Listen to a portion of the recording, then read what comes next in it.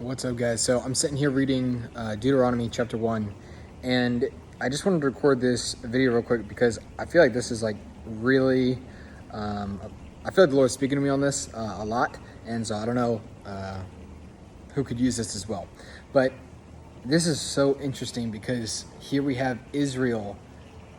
Moses is talking to Israel saying, hey, let's go in the land that God has already promised us, okay? God's saying, hey, you've been at this mountain long enough. Go into the land over there that I've already told you, that I'm setting before you, that I've promised your fathers, and then I'm giving you this land. Just go there. And so, they're thinking, okay, great. This is a good idea. And so the tribes, the 12 tribes of Israel, come to Moses saying, hey, this is what we're going to do. A person from each tribe is going to go and check out this land. And then they're going to bring back a word saying, what way we should go and enter the land and whatnot. And Moses is like, yeah, great idea. Let's do that. And then just shortly after, they don't go up. And then it says, nevertheless, they would not go up, but rebelled against the command of the Lord. And then they later said, because the Lord hates us, he has brought us out of the land of Egypt to deliver us in the hand of the Amorites to destroy us. Where can we go up? Our brethren have discouraged our hearts, saying, the people are greater and taller than we, and cities are great and fortified up to heaven. Moreover, we have seen the sons of Anakim there. My goodness. And then I'll get into what else it says too. But so here they have, the Lord's talking to them. Hey, you've been at this current spot long enough. Go now into what I've already told you that I'm giving you. And you can actually physically see the land. That land, I've already given it to you. Now just go and possess it. Literally just go and possess it. I've already given it to you. Okay, great. They come up with a plan. They even got so far to doing the plan and to checking everything out. And then they rebelled. And notice how, I feel like this is the condition of the human heart, or with believers who are struggling to move on in their faith. God's saying, go.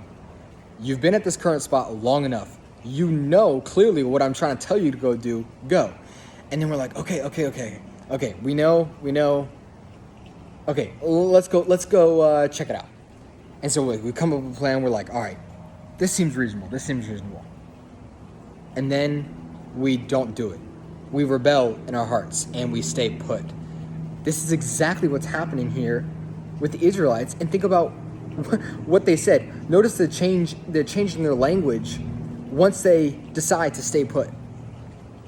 Because the Lord hates us, he brought us out of Egypt. Because he hates us, he brought us out of Egypt. Because he hates us.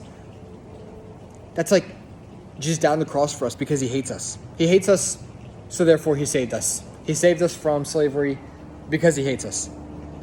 I don't know how many times I got to say, think about how dumb that sounds. Because he hates us, he saved us. Because he hates us, he saved us.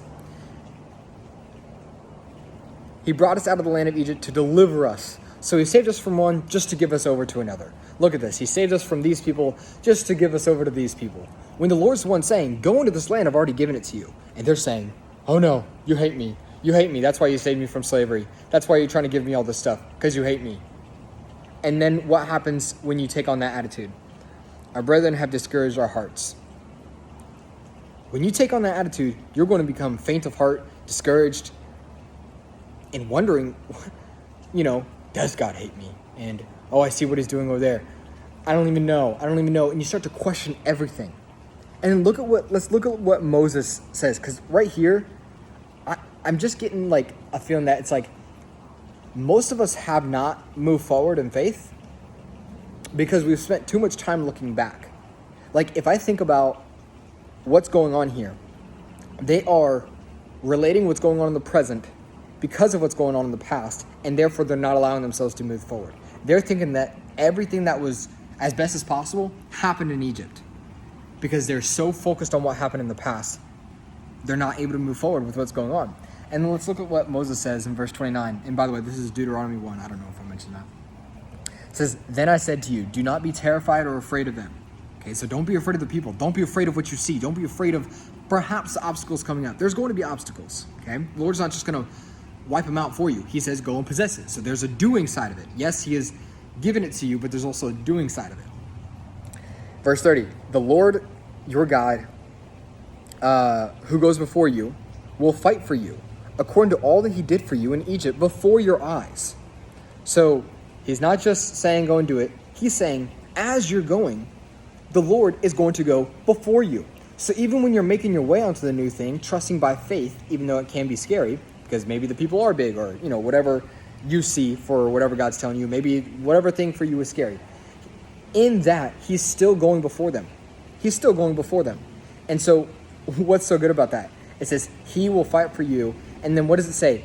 He points back to something that he did according to all that he did for you in Egypt before your eyes. So he points back to this to say, here is proof that God will fight for you. You know how impossible it was for you to get out of Egypt? Well, he did that for you. Let that be your confidence for what he's going to do for you now going into what he's calling you to. He's fought for you before. He's going to again just walk by faith. Verse 31, and in the wilderness, you saw how the Lord your God carried you.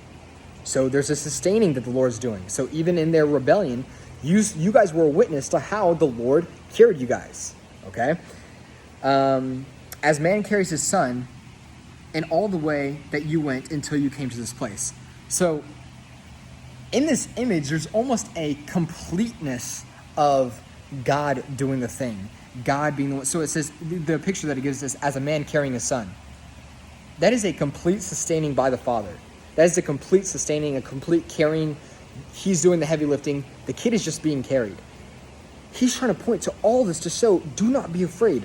Do not be afraid. Do not be terrified. The Lord's going to go before you. He's going to fight for you in the way that he's done. And even when you guys were in the wilderness and you guys were rebelling, he carried you like a father carries his son. He carried you. He lifted you up. He has been sustaining you. Verse 32. Yet for all that, you did not believe. You did not believe the Lord your God, who went in the way before you to search out a place for you, to pitch your tents, to show you the way you should go, in the fire by night and in the cloud by day. And so this is the word that I feel like I'm getting right now. And this is why I'm recording this, because maybe this is for one of you guys too.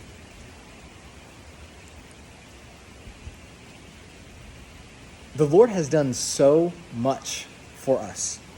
He's fought for us. He's given us examples. We've stayed in a place stagnant for a long time, and we know what he's calling us to. At first, we're excited. We're like, hey, something new. Okay, let's go search it out. And then we get nervous because of what we see as the possible difficulties moving forward. And so this causes rebellion in our hearts. And he's saying, look, I've done it for you before. I will do it for you again. And even when you think that nothing's been going on, actually this whole time, I've actually even been carrying you because you've been rebelling. Please walk out in faith. Go in faith. I've already given you this thing. That vision that you have in your head of what you're supposed to be doing for the kingdom and what you're supposed to be doing in your life, go.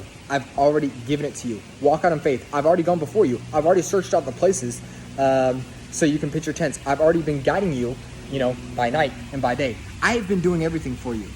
What makes you doubt me now to think that I'm not going to hold you up to where I'm calling you to? He is faithful. He's faithful.